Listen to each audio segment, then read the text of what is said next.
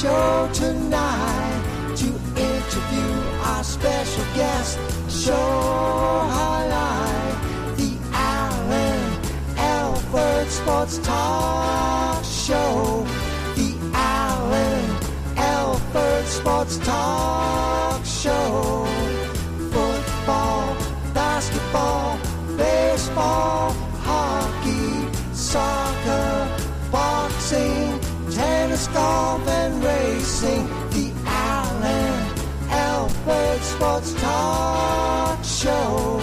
The Alan Alford Sports Talk Show.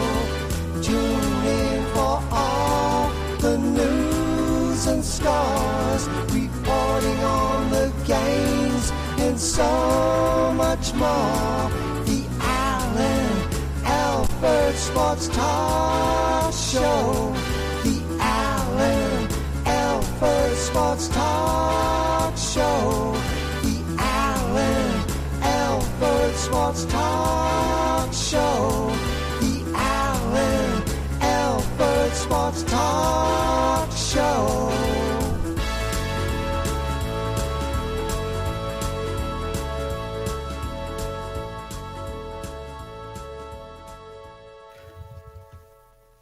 Welcome, everybody, to another great episode of the Alan Alford Sports Talk Show. I'm Alan, and we're going to have a wonderful show for you Friday night. Can't go wrong. Definitely, we're available on the live chat. Really appreciate you guys joining in. It's going to be a wonderful Friday night. Got a lot to discuss. Going to go ahead and definitely all of the social media platforms available for you to chime in via chat. Definitely, we're looking forward to hearing from you. Got a lot to go on, and wow, I have to give props to the people who are joining in, and definitely. And the nice thing is that we are available via chat. And the nice thing is, Friday night, man, I got to talk about the Bucs. The Bucs winning 2 back-to-back on the last drive. I've had the pleasure of calling both of those games via Assist Live, Assist Sports. Really appreciate them being a partner of the Alan Alford Sports Talk Show for me to broadcast the games live for you. In both games, it came down to the last drive, literally, and you just never know what to expect. Yeah. Props to Corey Dion Wright. Props to my big friend T. Diddy, all the way from New York. Really appreciate you guys joining in. Yeah, and that's really cool. See, you never know who to expect when you go live. That's awesome. That's really, truly awesome. Yes, so a lot to unpack. In fact, what we're going to do, we're going to go ahead and start a little bit about the boxing, and a lot of boxing. Let me pull that up here. A lot of boxing news to report. A lot of Let me start with first the Crawford and Canelo. Let me go ahead and give you guys my insight on that matchup. You know, I had predicted just as it came out. I definitely thought that if Crawford did what he's supposed to do, outbox, I thought he was going to win the match versus Canelo. I know a lot of people didn't think that way, but he's just such a skilled boxer, really like a throwback boxer from back in the day. And it's just amazing what he can do in the ring. He's got speed. He's got power. He's got general ringmanship. He's got smart IQ. And I just felt like one of the issues that Canelo has is a couple things. And Canelo is a fantastic boxer. My man is made almost as much money, I would have to say right now, as Floyd. I mean, he made it in another way with the contracts he's gotten, you know, the 4, 5, 6 contract fights that he's gotten with his promotional company. It's really, he's up there. Definitely no doubt about that. But a couple of things with Canelo I felt was going to be an issue when it came to fighting Crawford. Number one, with Canelo, he throws most of his punches hard, and that's typically wouldn't be a big deal. But in order for he being Canelo, to throw those hard punches, he has to set his feet. And that makes it tough for a guy like a Crawford because Crawford is very elusive. He's very slick. He's very fast. He's not going to give you much opportunity for you to kind of set your feet and kind of like dig in, because what's going to happen is by the time you get ready to throw your punch, he's already has 2 or 3 punches coming your way, counter punches. Makes it very difficult for you to kind of get relaxed and just throw punches. Another thing that I felt Canelo was going to have an issue with is that Canelo usually doesn't like to fight athletic guys. He said it in his last match. I know that the last fighter he had ran a lot more than than Crawford, but he doesn't like to fight those athletic, elusive type guys. He prefers a more of a stationary type target. That was a tail sign that Canelo was going to struggle in this fight. And the third thing is Canelo doesn't throw jabs. He doesn't really throw any jabs, and that he's been able to get away with that because of other things he does so great. But a guy like Crawford, that's going to be an issue if you don't throw jabs against him to keep him at bay. And that's one of Crawford's signature punches is his jab. And that's what he did. He controlled the fight throughout the entire match there. So Crawford, just an outstanding win. You know, he just he did it even better than I thought, because there was rounds in the fight where I felt Canelo and Crawford, where Crawford basically stood right in front of Canelo. He kind of like dared him to engage with him, because the reason why he did that, which was genius, his corner told him, hey, one of these rounds here you lost, and we definitely felt you won. So you have to make this fight overwhelmingly convincingly that you won.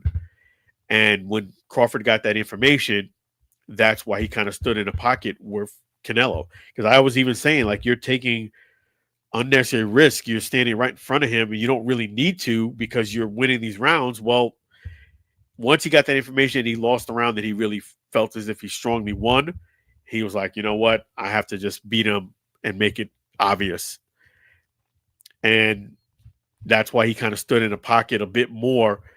So one of the questions here, did Crawford run in this fight? No, he did not. He did not run in this fight at all. There's running where boxing, the telltale sign of boxing is for you to hit and not get hit. For you to hit and not get hit. This is not the movie Rocky.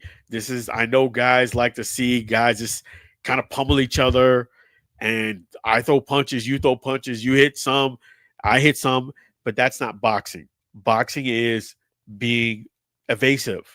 You know, it's setting up punches. It's technical. That's high level boxing.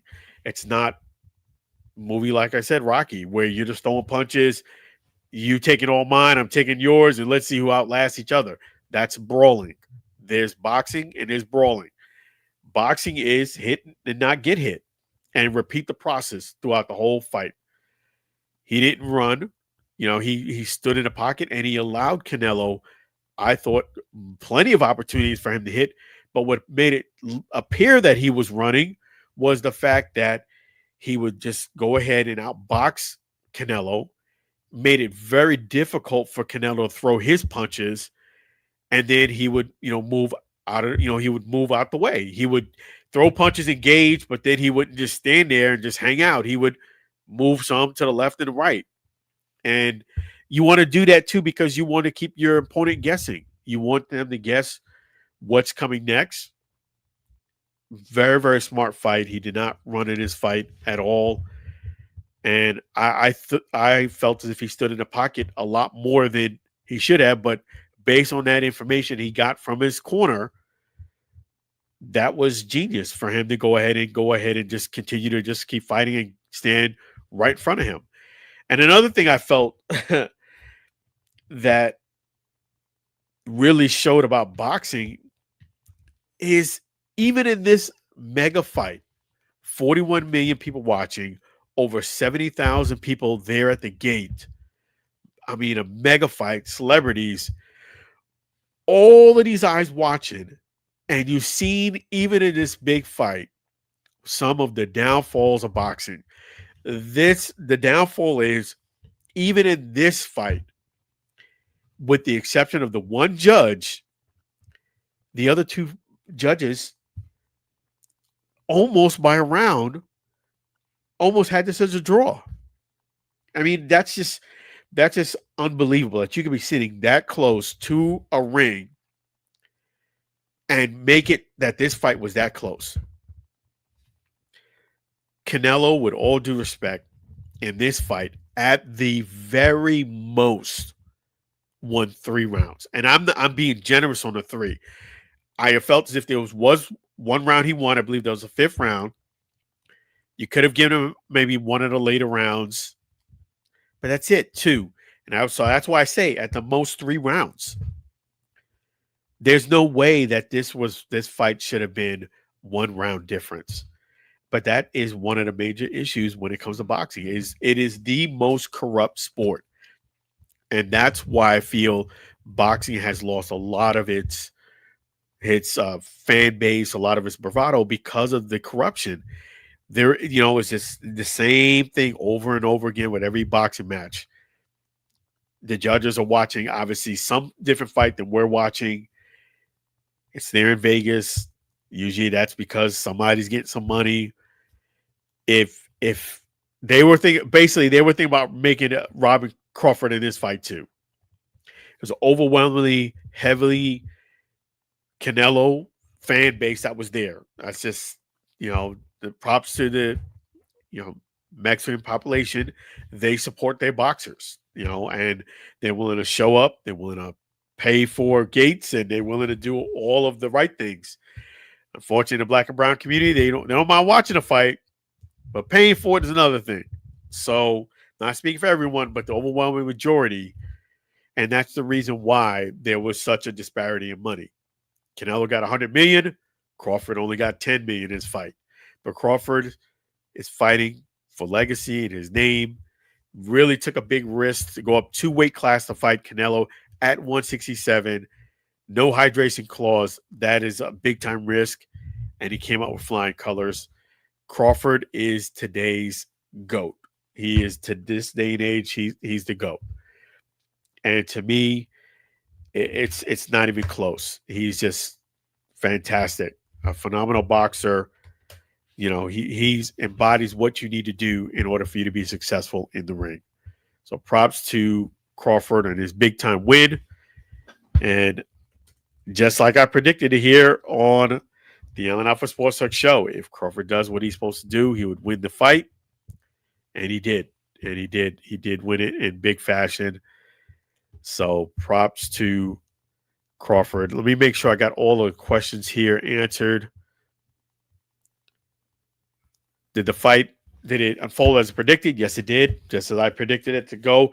If anything, Crawford even won more decisively than I thought. I thought Crawford was going to have to be a little bit more elusive in the fight to still win it, to avoid Canelo's power. But there was a lot of opportunity that he stood right there in front of Canelo in the pocket, did not run. He hit him with 2 or 3 punches before Canelo could get his. Canelo got frustrated at times in the fight, and that's understandably so. And that's not running. That's, again, boxing is to hit and not get hit. And he put a beautiful masterclass on there. Did Crawford really run as some claim? No, he did not. No, he did not. Crawford's not there to stand and just let Canelo pummel him. This is not Rocky. As I mentioned earlier, this is boxing. Hit and not get hit. And he wasn't running in this fight at all. If you know about boxing, he outboxed him beautifully. And he stood there in front of him because of the fact that his corner found out during the fight that they were giving Canelo a round that Crawford's team adamantly felt as if they won, which they, in my opinion, they did win. There was at the very most, you're going to give Canelo 3 rounds. That is the most. That is very generous. No way it should have been 115 to 113. But again, that's boxing. They were going to go ahead and rob him again, rob somebody. That's just how it goes in boxing because they want to force another rematch. That's what it is. It's not just robbing with no pretense to it. There's a reason why they do that. They want to force another rematch, even when, or make it feel as if the fight was closer than it really was to force a rematch. That was another thing that some of the fans had brought up. Should this be a rematch? Absolutely, positively not. I feel as if they rematch this, Crawford, Canelo's going to lose even worse. Believe it or not. They fight again, Canelo is going to lose even worse. And they should not do a rematch because it wasn't a close fight.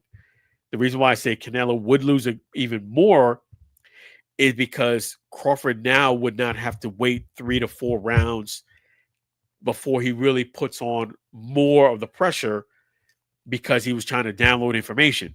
They fight again. He already knows maybe a wrinkle or two. There's all that Canelo can really do different.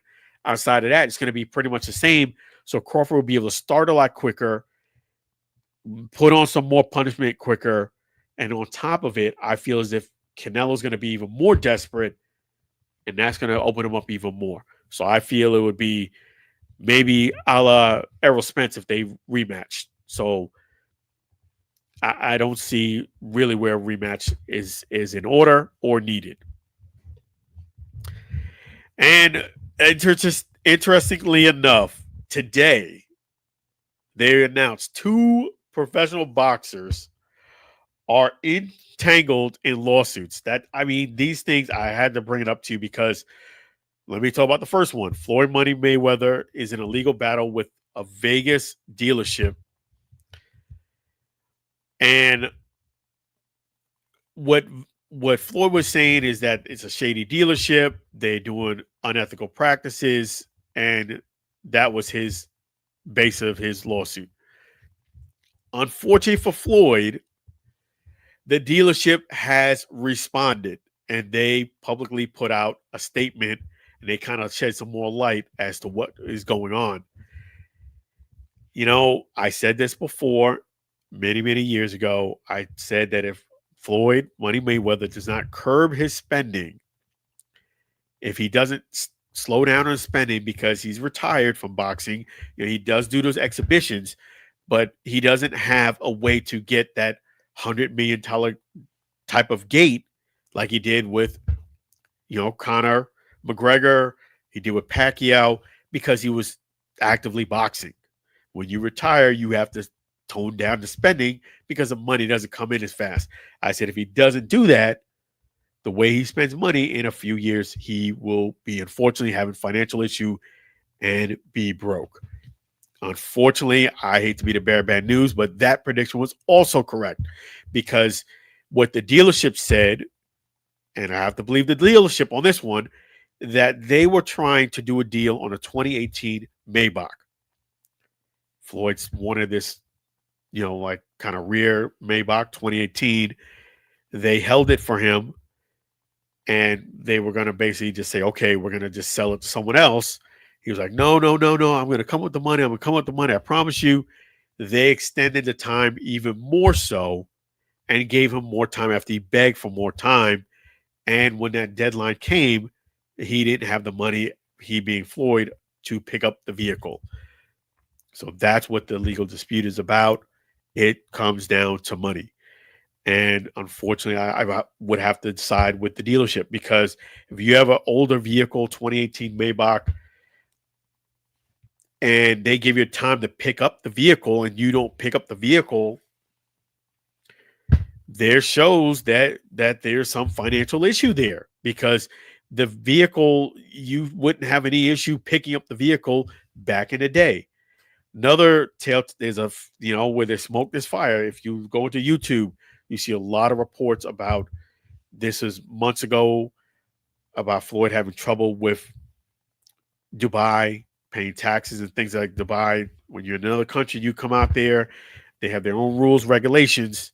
And yes, if you watch any of those reports, you could see where it was clear he was having trouble making those payments. Even when he's doing his gambling thing, he's posting about that. 35K, 30K. Well, back in the day, you were betting 300K, 400, 500K, 30,000. That's not really a flex for Mayweather. That's what it is. That's for Mayweather style. 30,000 is not really a flex that you're putting on bets. And not only that, he was putting on bets 300, 250, 400K week to week to week on NFL games. 30,000 for somebody who's a multi-millionaire, it's really not a flex. And yes, so it comes down to money. That is why Floyd is fighting to Mike Tyson.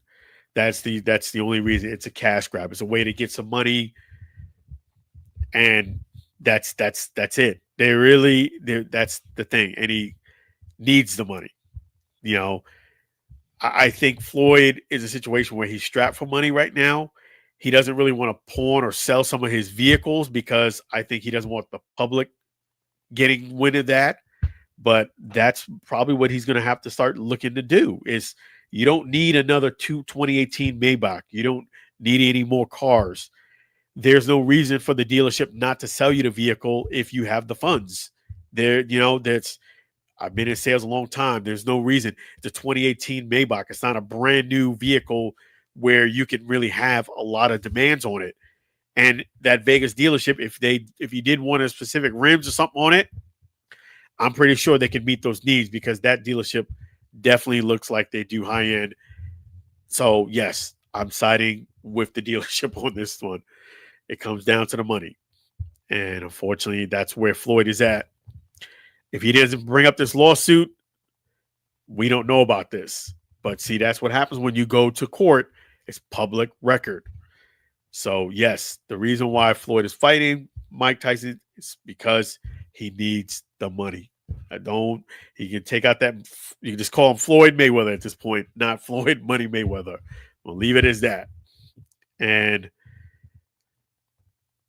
we're going to another lawsuit. Another lawsuit. The second lawsuit involves Devin Haney. This is all announced today. Okay, well, this is a little different. Devin Haney is basically suing his ex for gifts that he gave during their relationship and feels as if he's entitled to those back because they were going to get married and it didn't work out. Now, let me just let you know, this is in the state of California. As crazy as it sounds, California does have some weird rules and weird laws. They actually do have a law in California that if you give gifts, you break up, you can actually sue them to try to recoup those gifts. It's California for you. I will say this much, and I'm going to give you my opinion. The only exception that I would give for you giving someone a gift and then asking for it back is if you give somebody a wedding ring. It's the only time I would say that way I can see where you, as the person giving it a gift, would want that back. Example, you spend, most people, let's say you spend $10,000 on a ring. Okay. Your fiance agrees to get married. 6 months later, they get cold feet. They don't want to get married. I think the honorable and noble thing to do is for the fiance, whether it's male or female, to give the ring back. Because that, to me, it's a gift, but it's also a gift with the contingency of you getting married. If you're not getting married, you should do the honorable thing and give that back. That's just my opinion on that because, hey, you agreed to marry me at some point. You decide not to, you should give it back. That's my opinion on engagement ring. That's the only exception to the rule. What Devin Haney is doing here, though, he's asking for all of the lavish gifts, handbags, purses, all of the stuff that's not talking about wedding rings back. And it came to light, too, during this lawsuit that one reason why they are breaking up is because of domestic violence. So, having said all of that, I'm going to give you my opinion. If you're Devin Haney, you first and foremost should not be showering anybody with gifts of 300, 400K, 200K, 100K, not talking about wedding ring. You shouldn't be showering anybody with those type of expensive gifts because at some point it's going to fall off. You're setting yourself up for a failure because you're getting these expensive gifts. You're a boxer. We know, I mean, let's look at the history of boxing. Once you lose a couple of fights, let's say you lose back-to-back fights. Unfortunately, boxing is one of the coldest sports out there. There's some others, don't get me wrong. A lot of sports is a cold-hearted industry. But if you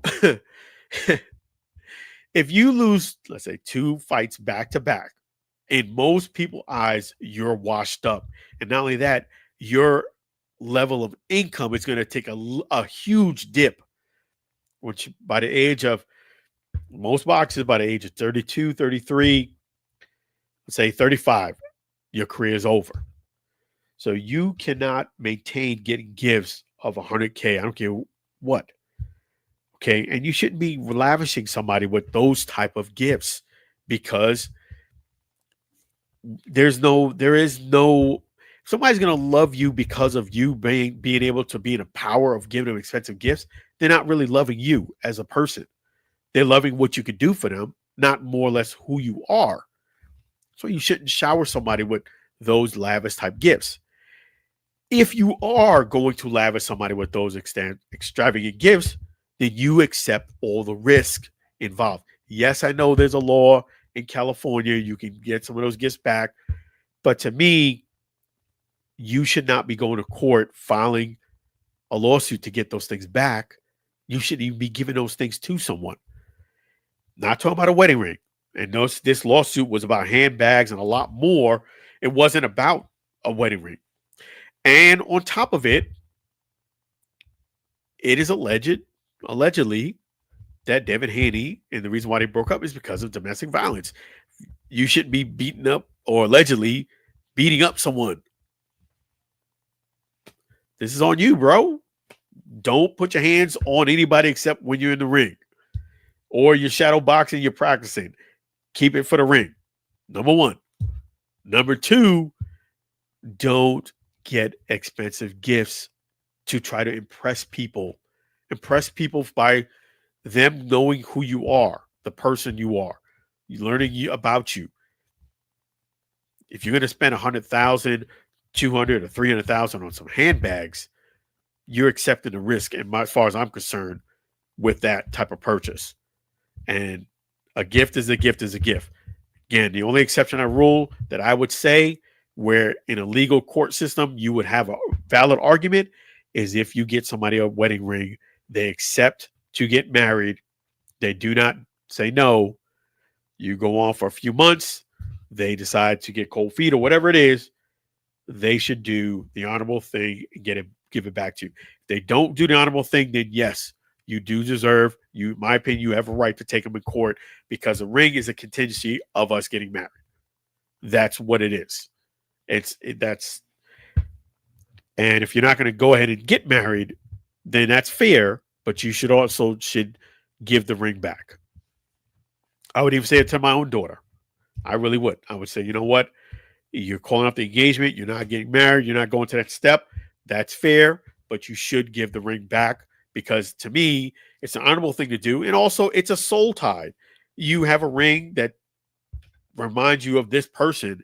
If you're not getting married and you're going separate ways, you don't need the ring anymore. So, Devin Haney, stop lavishing people with expensive gifts. Number 1. Number 2, don't lay hands on them, allegedly. And number 3, don't go to court trying to get these gifts back because it doesn't look good. It's not a good look. And if this is just a wedding ring, I would say, okay, that's fair. But you're using the California law where if you give people gifts, you can get it back underneath California law. That's so Devin might actually win this case because of California law. I just don't think he's breaking guy code. Clearly breaking guy code. So I'll leave it as that. So these lawsuits, man, you need to get back in the ring. Focus back on the ring. This relationship has, as far as I'm concerned, is not something that you should even pursue anymore, and your ex shouldn't pursue based on what I'm seeing here. You should just gracefully go separate ways, whichever way it works out in court. So we're going to go ahead and now talk some NFL news. Let me go ahead and bring that up there. Appreciate you guys. Definitely, live chat is available. And I did want to definitely give shout out to Sis Sports for definitely allowing, us to cover and, for us to broadcast the Bucs game. So I will be on the helm again for week 3. And week 3 is very unique for the Bucs. It is their home opener. Also, it's Creamsicle Day. So make sure you guys go ahead and wear your old school jerseys. I'm going to have something really cool for you, when I call the Bucs game. And nice thing, too, if you're one of the first of 25,000, you will get a free old school hat from the Bucs. 25K, so you got to get there early. It's a 1:00 game against the Jets. So without further ado, I'm going to go ahead and give you guys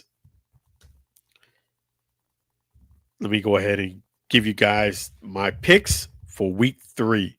I did pick the Bills for the Thursday night game. Let me give you the Thursday night game for next week too, before I forget. Seahawks versus the Cardinals. Should be a very, very good game. I'm going to go, wow, that's a good game too. I'm going to go with the Cardinals on this one. I just feel like they got that last minute power. And let me go over the rest of the games. Okay, we have the Bengals and the Vikings. Always a good, tough matchup. Bengals versus Vikings. I'm going to go with the Bengals on this one. Jaguars and Texans. We'll go with the Jags. Titans versus the Colts. I'm going to go with the Colts. Raiders versus Commanders. I'm going to go with the Raiders only because of the injury. Rams and Eagles. I think the Eagles going to go ahead and win this one here. Falcons and Panthers. It'll be a tough game. I'm going to go with the Panthers. Patriots and Steelers. I'm going to go with the Steelers. The Browns and the Packers. Going to go with the Packers. Jets and the Bucs. Going with my Bucs. Broncos and the Chargers. Going to go with the Chargers. Saints and the Seahawks. Going to go with the Seahawks. Cowboys and Bears. Going to go with the Cowboys. 49ers. Let's see here. Did I skip a game? Okay, yes. 49ers and Cardinals. No, I did skip a game. 1 second.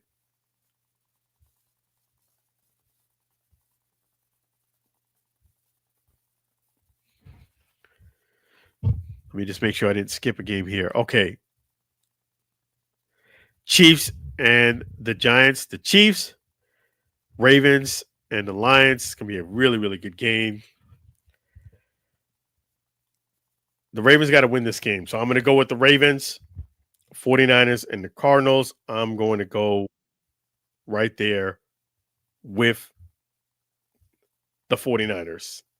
And having said that, let me go ahead and bring on our special guest here. Hey, how you doing? Hey, it's nice to be back. Oh, yes. Nice to have you back as well. Always Thanks. a pleasure. How you been? Yeah. Better than 49ers, because they're like a mash unit right now. Thanks. Yeah, a lot of stuff going on. And yeah, 49ers. So tell us what you're hearing. Train wreck. They've had multiple injuries in the past week. They had like 6 or 7 guys out. And, it's not hurting them on the field for crap. That's a good thing. But, when you have a mess like that, I mean, how much longer do you think it's going to be before the team starts falling apart? I mean, last year was the worst season since the late 70s, and that was bad enough. And now on top of the injuries, it looks like it's getting even worse. But so far, they've been holding their own. Kind of shocked. Yeah, they got a shot. I mean, the Because 49ers is one of those teams that you really how do you can't play count them out. without half a team? If half your team is in a medical ward right now, how are you going to be able to perform as the season goes on? Yeah, you're right about that. They got a lot going on. And young Hoo Kim, he got released. So the NFL don't play, man. The NFL don't play. Nope. And on the college for right now, oh boy, we got a game here. Rutgers, I think, just blocked a field goal from Iowa. Well, she didn't block it, but it was no good. So we're tied at 21. And this Rutgers team was holding up right now. I mean, I thought once conference play started, like, okay, here we go, in the toilet seat again because they can't hold up against the Big Ten when they start real conference play. I mean, they had 3 wins already, but those were against second banana teams, non-conference and whatnot, and you probably would expect them maybe 1 or 2 games, but 3-0 and holding on against Iowa in conference play, it's be very impressive. Of course, Iowa's not a ranked team. I mean, they're not that bad. I mean, let's give them credit. Iowa State, those are very respectable teams in football and basketball.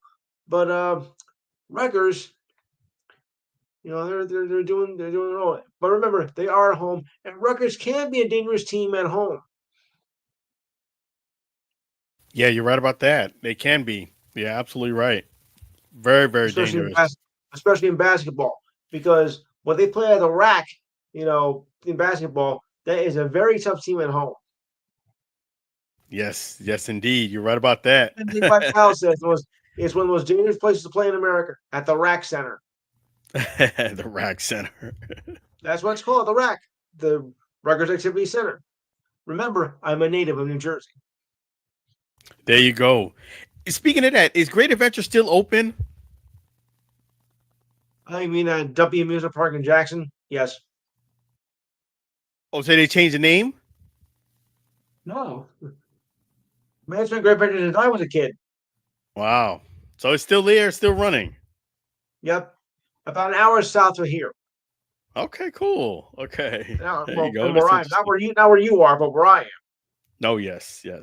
Remember, folks, back in the day, we used to call this via satellite. Boy, am I getting old. So, speaking of that, how do you think your team's going to do against the Bucs, the Jets? Well, if we don't get a win now, we're not going to go very far. That's for sure. But I'll tell you, the game of the week, that's easy.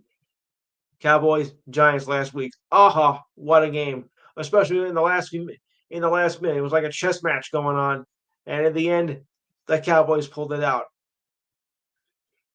Yeah. First they tie it up. First they tied up in a 63-yard field goal, and then the same person kicks a 48-yard to win it.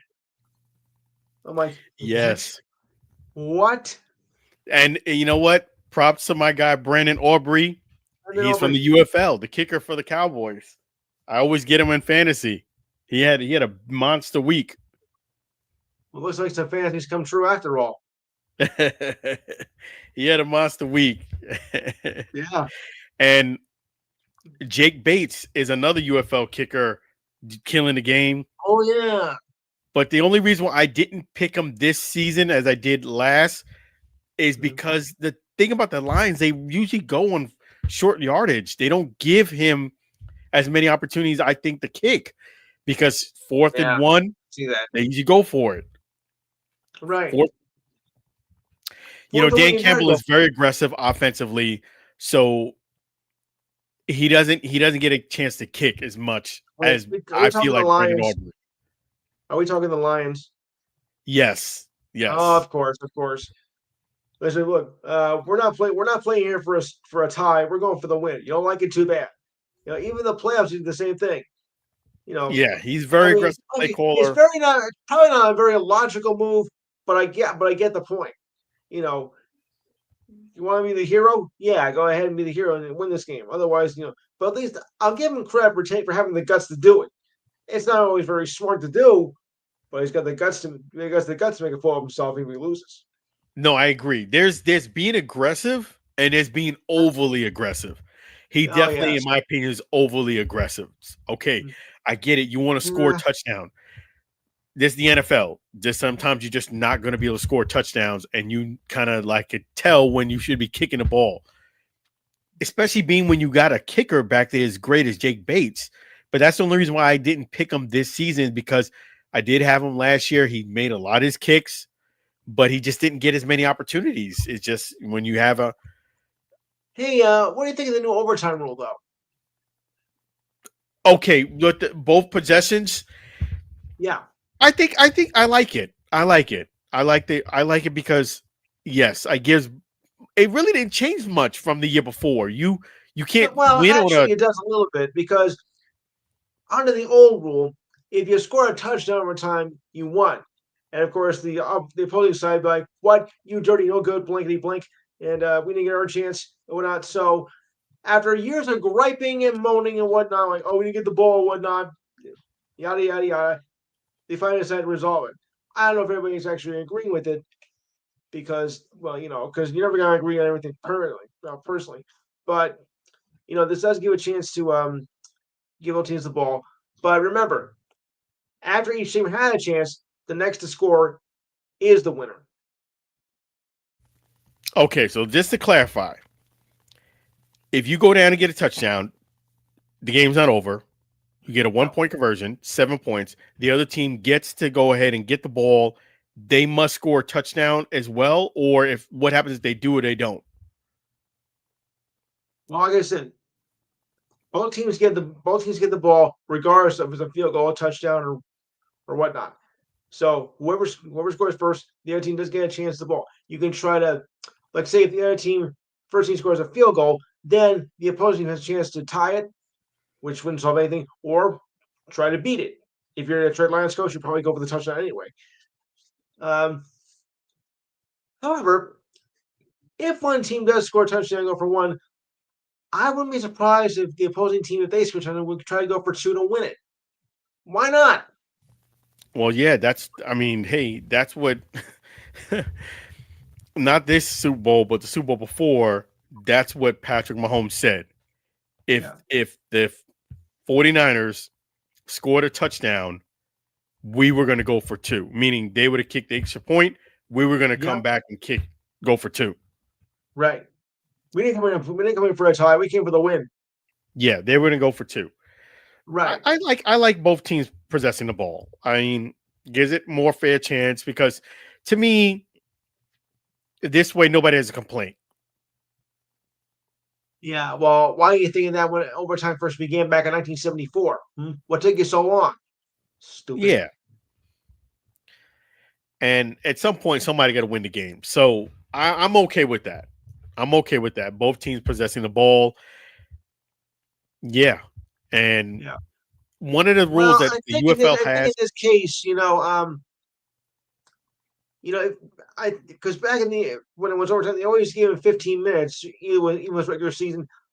I don't know if 10 minutes of time to score, that many points, or so they're going to get a chance to score at all. Maybe you got to go back to 15. You may have to go back to 15. That's the other issue. Right. And I was always a believer that if you're going to overtime too, you don't want to extend the game too much longer. No. Especially with injuries and stuff. Well, that's why they only have one overtime, of course. Yes. So which makes a lot of sense. You may have to go to 15 minutes to make it fair. But, the NFL figured out. I hope they get that 4th and 12 rule that the UFL has, where if you don't, let's say, instead of doing an onside kick, you have a 4th and 12. If you convert the 4th and 12, you keep the ball. I like that rule. I like that rule. I love that rule. I think it makes it more exciting. It makes it more challenging. It's more fun and like new age because the percentage of onside kicks is very, very low. Right. I like the It is. 4th and 12 because you have an option. You could still do the onside kick, but if not, you get the 4th and 12. If you get it, you get the ball. But if you don't, your opponent gets the ball in very, very good field position. So, That could be a bad thing too. right. So it could really hurt you if you don't get it. But I love the fact if you have the Yeah, chance. This makes the game so exciting. yeah. Just gotta be careful with it because 4th and 12. That's not easy to get. No, And if it's you don't not. get it, yeah, your It's not. And that's strategy why I love it backfire. in lieu of an onside kick. I feel as if you have a better shot at getting the 4th and 12 than you do an onside kick in most Mhm. cases. Probably do. But You one probably thing do. that you don't need an onside kick for is some great show on Saturday between 4 and 6 p.m. Eastern Standard Time Zone, and that's Lou. So what Right. do you got cooking? Well, actually, I think we're gonna have an onside kick tomorrow, but no. Oh boy. Okay. Well, we're gonna continue with the race to the baseball playoffs because it's getting hot now. I mean, we're down to the last 9 games, give or take, for either team, depending on who has an open date. So we'll keep tabs on that. Uh, NFL Week 3, College Football Week 4, WNBA playoffs. Right now, actually, I'm viewing the New York Liberty against the Phoenix Mercury, and it's turning into a good game now. And the Liberty just have the lead, and they need this game, or else it's well, in the words of been saying, bye, bye, bye. Sorry, Diane. I had for her sake. Yeah, we're gonna also just, review the fight that happened last weekend with Alvarez and Crawford, which I did not get to see because I was waiting for it the whole night, and it come on about 12:30. Thanks a lot. Why they gotta do it in Vegas? Why? I don't get it. Why are you doing it on the East Coast? I mean, really. Yeah, Well, we'll discuss those in the NHL because the preseason starts tomorrow. Not a full slate of games, just one, but there's a whole Lollapalooza of preseason games on Sunday. I said Lollapalooza. Okay, scratch that for the record, please. NBA and a little UFC as well. And of course, we got our regular features, the ridiculous sign of the week, sports trivia, this Dayton history, because a week would take too long. And I always appreciate your thoughts and comments. Remember, the number is 512-543-4662. Thank you. Don't forget to like and share the Facebook page. And remember, we're on Facebook Live. that's right. 4 to 6 p.m. Eastern Standard Time Zone tomorrow, Saturday, 512-543-4662. 512-543-4662. The Enhanced Sports Show on Facebook Live too.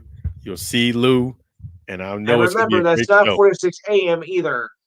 Some 4 of to you 6 might forget. p.m. Eastern Standard Time Zone. Yes, in the afternoon. Some of you forget that. That's right. I said 4 to 6. I said 4 to 6 p.m., not 4 to 6 a.m., dum dum. Oh, sorry. What do you want? I'm on the other side of the world. What do you want? There you go. We I do take international appreciate you, calls. Lou. Always a pleasure. Thanks. Nice to be back. Nice to have you back. You the man. Really appreciate you, Lou. Thanks for coming in. Thanks, Alan. Take care of yourself. Okay, let me split. Yes, so make sure you guys check out Lou, 512-543-4662, 512-543-4662. And yes, we're going to talk a little bit, switch some gears and talk a little Major League Baseball news. If you haven't heard, Clayton Kershaw is calling it a career at the end of the season. Kind of, I would say, kind of quick, just because, most guys usually announce it at the beginning of the season and they kind of have a year send off. Well, that's not the case for Clayton Kershaw. He felt as if it was going to be time for him to go ahead and spend time with the family, and he's going to call it a career at the end of the season. So Clayton Kershaw is calling it a career at the end of this season. Is it the right time for him to step away? I feel as if Clayton has been thinking about this for not just the last couple of weeks. I feel as if he's been thinking about this for quite a bit longer than that. He's been kind of hinting at it. So usually when they, you're throwing little hints, I was just a little surprised it happened this close towards the end of the season versus make an announcement having it next year. Some guys don't like that constant attention game to game because he would have had a really nice send off. Some like to go kind of quickly. Clayton Kershaw, I think, likes some of the attention, but not maybe the whole season worth of attention. But can the Dodgers still clinch it with his retirement on the horizon? Yes. And I feel like they need to make sure that they go ahead and take care of business and make sure that they win this year, because you won't have Clayton Kershaw next year. So I definitely do think the Dodgers are in good position to clinch it. And I think that everybody's going to have a bit much more urgency to go ahead and win because he announced his pending retirement at the end of the season. Somebody like myself who's been through retirement, I can't really speak on someone telling them when it's time for them to retire, because when I decided for me, when it was time for me to retire, I didn't want somebody telling me that. So, and it was something I kept private when I made the decision to go ahead and call it a career.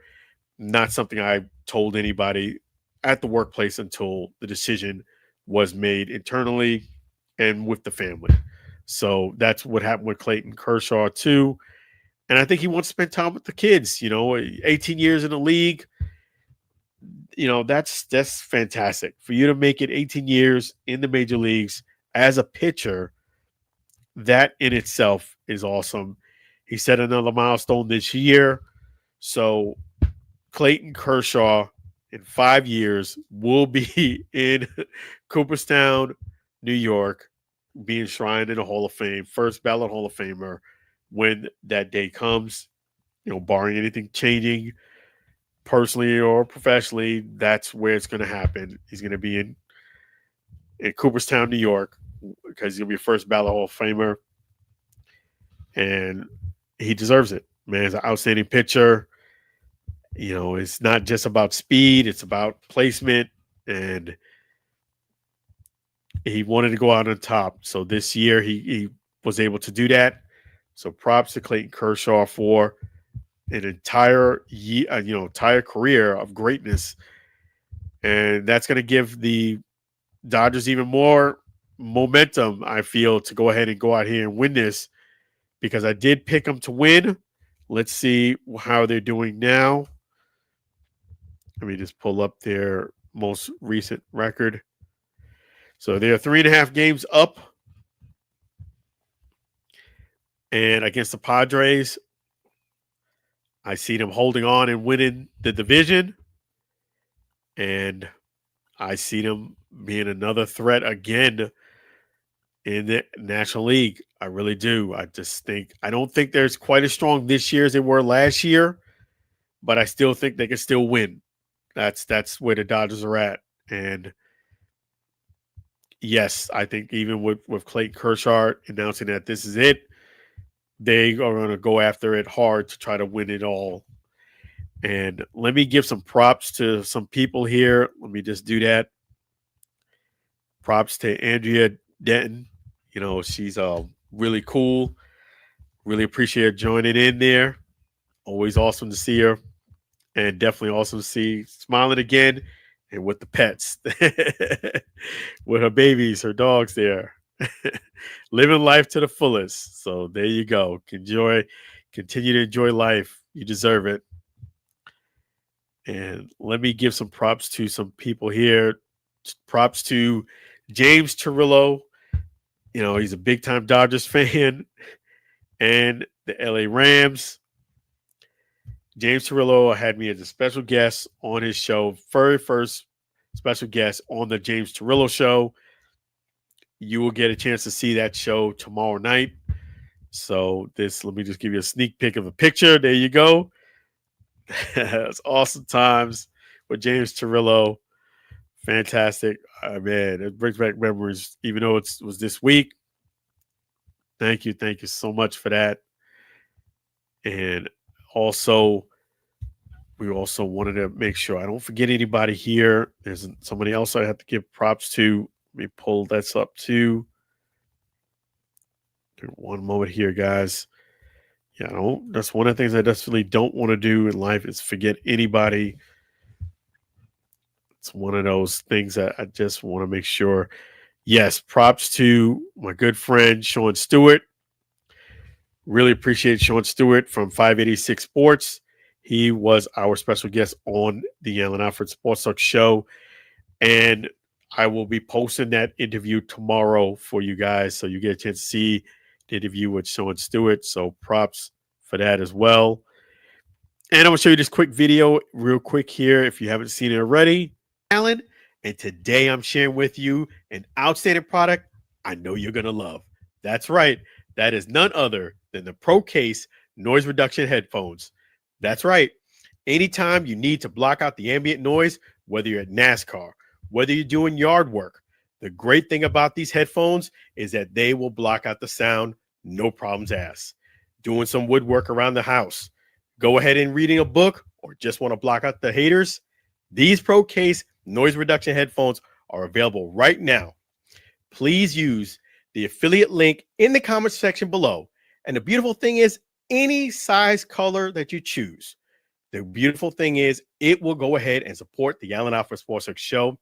On behalf of the Allen Alford Sports Talk show and Pro Case, we tremendously appreciate you in advance. Go ahead and click that link, and thank you in advance. Yes, there you go. So appreciate Pro Case. Let me go ahead and show you those. Welcome, everybody. Oh, I'm sorry, not that. Let me show you the headphones and the pictures there. Definitely, you can get that right there using the affiliate link. You can go to a couple places. You can go to AllenAlfordSportsTalkShow.com, and you will see sponsors.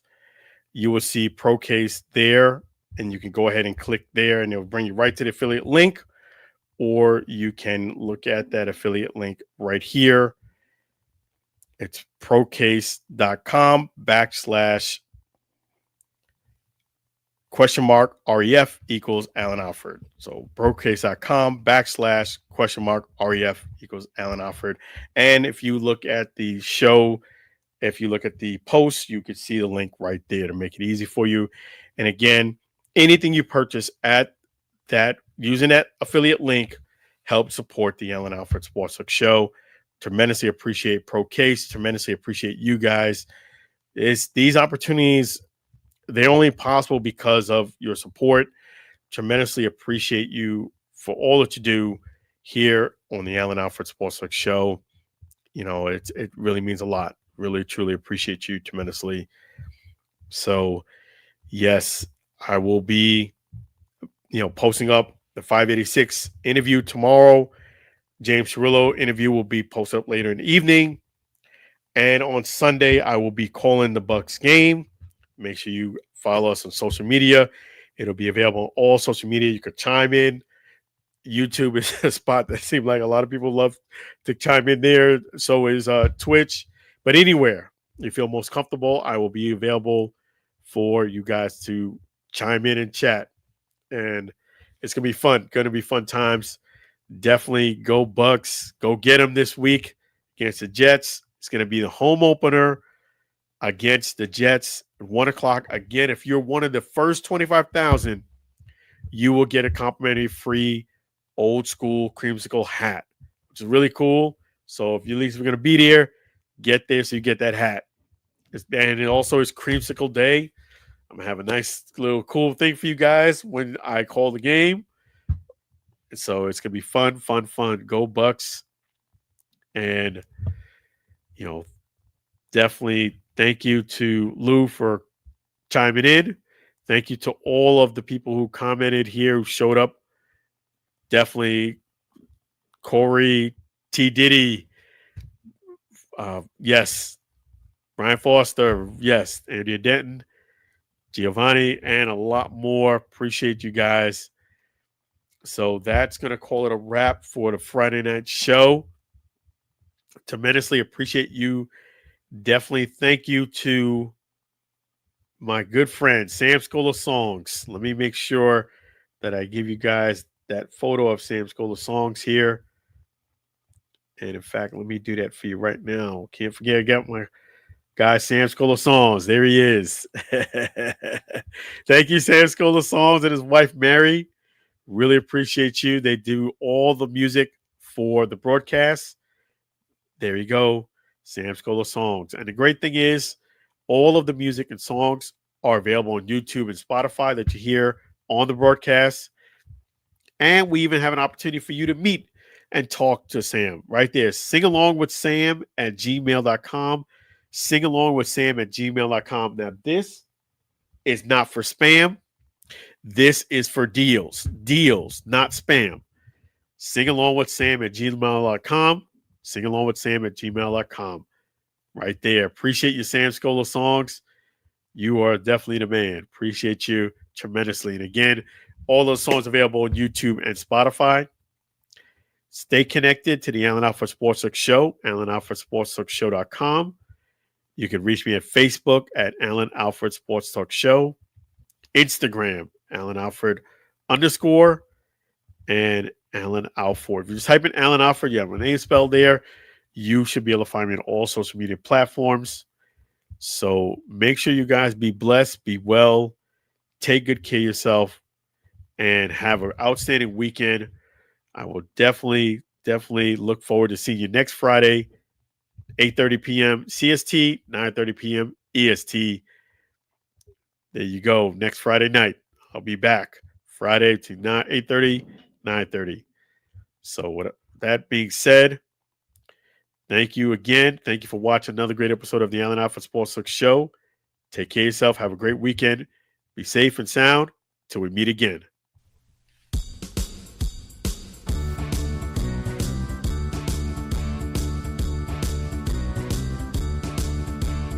It's the end of the show.